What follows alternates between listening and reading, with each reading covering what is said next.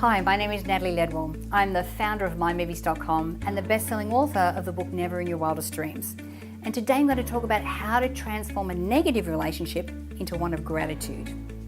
Now, most of us have at least a few people in our lives who push our boundaries and push our buttons and test our patience. Like that neighbour who insists on mowing the lawn at 6 a.m. on a Sunday. Or the aunt that puts you down and never has anything nice to say about you or anyone in your family. Or that spouse or that friend that betrays you in the worst way. But when we impulsively react to people that irritate us or have wronged us, we instantly get pulled into their own vortex of negativity. Yet even from these negative people and situations, it's still possible to get positive results. And the way that we do that is by showing them gratitude. You're like, what? Show them gratitude? Why would I do that? Because every single person in your life has the potential to teach you more about love and forgiveness and compassion and trust and all about yourself. So why not take the opportunity to grow and evolve from every relationship and every contact that you have with them? So if you're still not quite sure how to show gratitude to the people who challenge you, then here are 10 ways that you can get started. So number 1 is to listen with your heart to what they have to say without interrupting.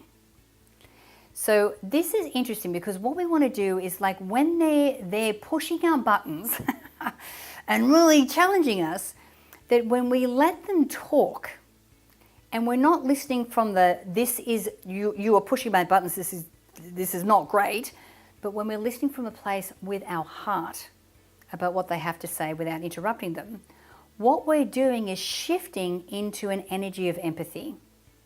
We're shifting into a place where we can actually hear what they have to say and maybe understand where it's coming from. This is a big thing here, listening with your heart, and getting to that place where it's like, okay, I want to genuinely believe that they're not here to annoy me. They didn't wake up this morning and go, I can't wait to meet Natalie today so I can push her buttons. I'm pretty sure that's not what they said to themselves first thing in the morning.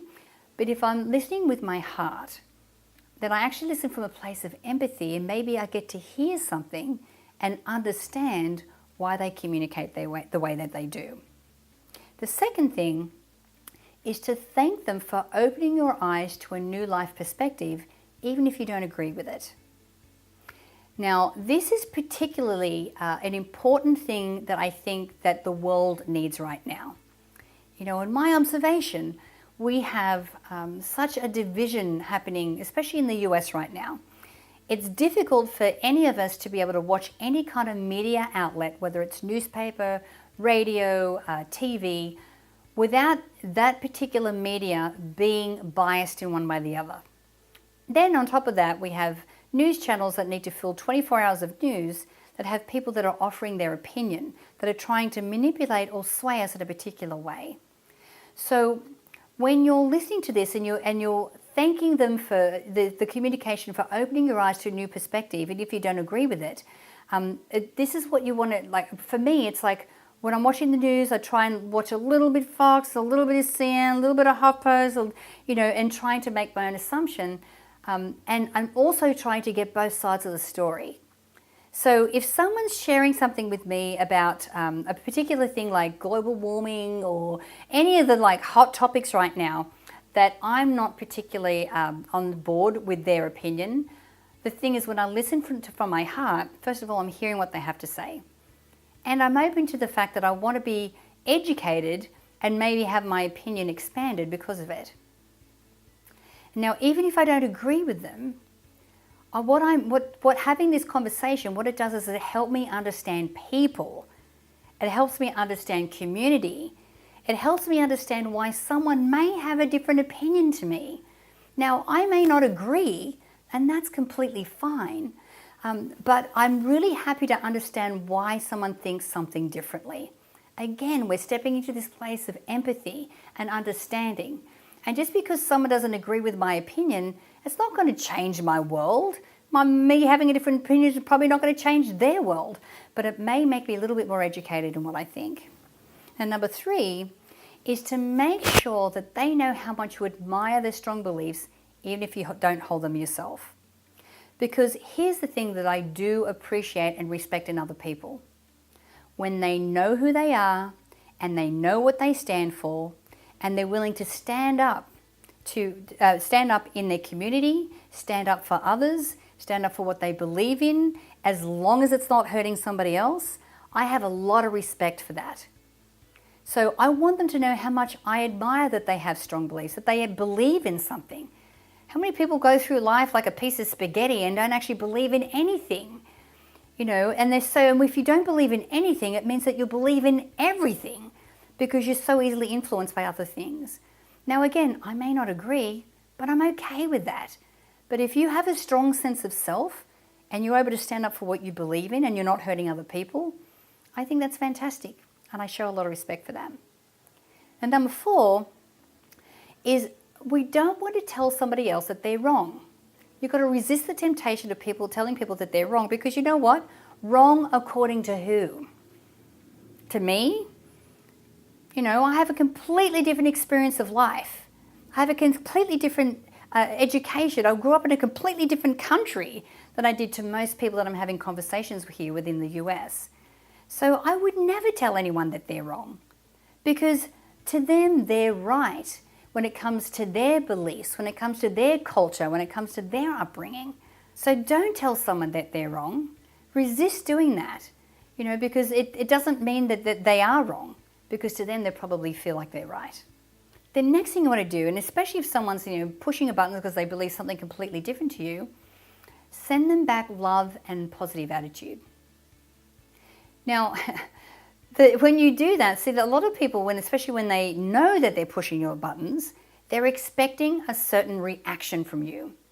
They're doing this because they want to be a catalyst, because they want to, get a certain reaction so that they can get on their high horse or get on their pedestal and be able to, give you their opinion and force their opinion upon you. But when you respond with love and a positive attitude, it's a complete pattern interrupt for most people, to be honest with you. But it's saying it's okay. Because you see, you're human and I'm human. We're the same. We may believe different things, we may think a little bit differently, but we're all part of the human race. We are all in this together. We are all spiritual beings having this human experience. And yes, there's going to be some contrast in our human experience, because that's what it's all about. And it's okay that your experience is different to mine. And love them, have a positive attitude. And for some people, it's going to really throw them off track. Now, number 6 is to thank them for motivating you to explore beyond your comfort zone and for making you a stronger person. Because sometimes, and I have, be honest with you, there are some times where I'll go into a conversation, and I've mentioned this before, I always go in asking questions. But my mind and my opinion can be changed from that exploration. And sometimes when you're coming in from a place of empathy, it really helps you to stretch outside your comfort zone and really feel like, well, what is it like to be on this side of the coin? Like, why do people, if you understand why people have certain beliefs and they say certain things and they have certain behaviors, you're stepping outside your comfort zone. You're becoming a better version of you, and you are becoming a stronger person because of it. Now, when you model this behavior, then that actually encourages other people to have that behavior too. Now, I'm not saying that it's going to encourage everyone. There are some people that are really happy in their comfort zone and really happy in their opinions, and that's okay too. Guys, we're all in this journey. We're all learning our lessons at our own time and our own pace. And who are we to judge where somebody else is on that journey? We're all in this together, all part of the human race. So when you can step outside your comfort zone, really thank them for making you a stronger person. What you could also do, number 7, is to write a thank you letter or a blog post about how these experiences have helped you become a better person.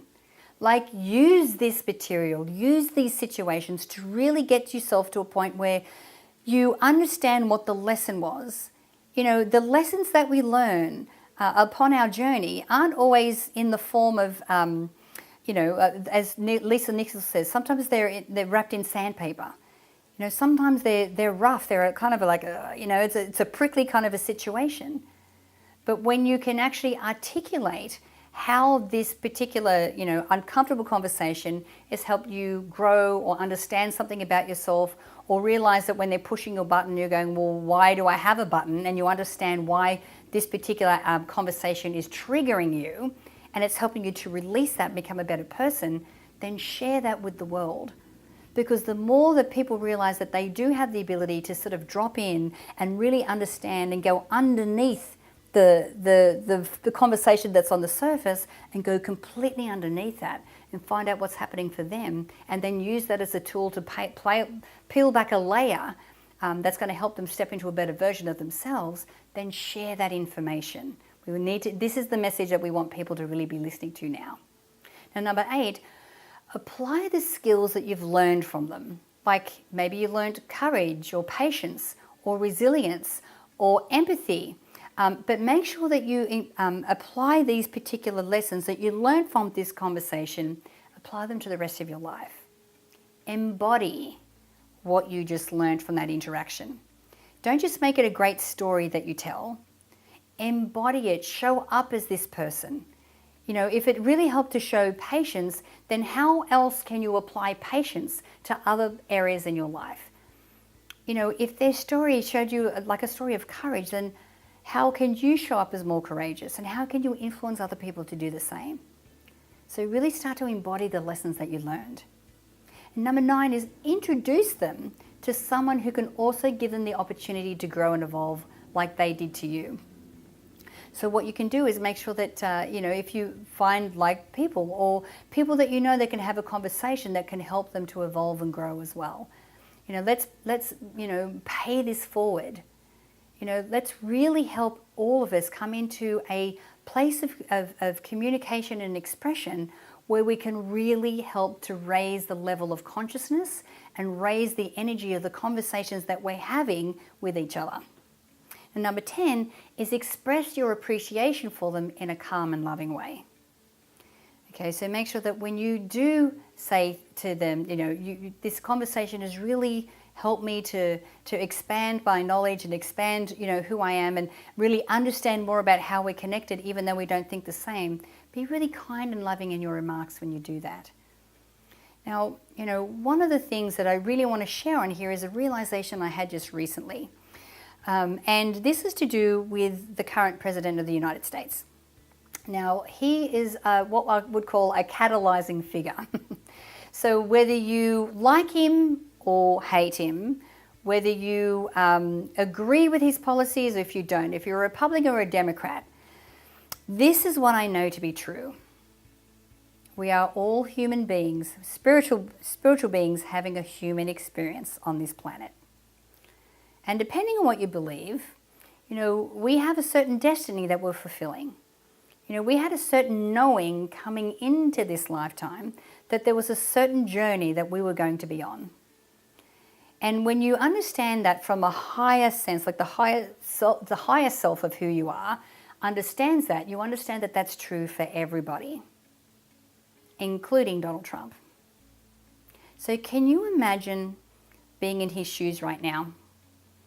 Can you imagine how he's got people that love him and he's got people that hate him? He's such a catalyzing figure that he's really showing, to me, I believe, he's really showing what the flaws are in the current system and how the system itself can be improved so that everyone gets to have a say, that really is a true democracy. But this soul of who he is knew that he was going to be in this position of ridicule and judgment and hate and everything else that's being thrown at the soul of who the meat suit that Donald Trump is. Now, when I think about that and think about it from that particular level, it really helps me to have respect for the soul and the spiritual being that person is, who basically has sacrificed and knew that they would be going through all of this, this hatred and this trial for the betterment of humanity. And so when I can look at that situation from that place, it means that I can look at that situation for every human being that I have some kind of communication with or some kind of connection with, and it really helps to unify our human race together regardless of what background or what political affiliation or anything like that. Because we are in it together and we'll get through it together. My name is Natalie Ledwell, and I hope that you enjoyed this video on how to transform negative relationships into gratitude. So remember, comment on this video below with your perspective about this topic, because I know it could be a little bit catalyzing, but I would love to hear what you think. And subscribe to the My Movies YouTube channel for more videos on personal growth and the law of attraction. Thank you for watching.